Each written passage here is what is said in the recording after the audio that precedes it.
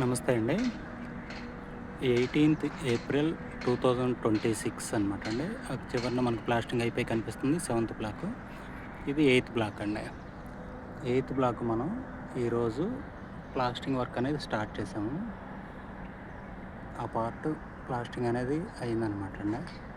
మనకి eighth block external plastering work కూడా మనం కంప్లీట్ చేయడం జరుగుతుందనమాట అండి. ఈరోజు April 18th 2026 present work schedule అనమాట అండి.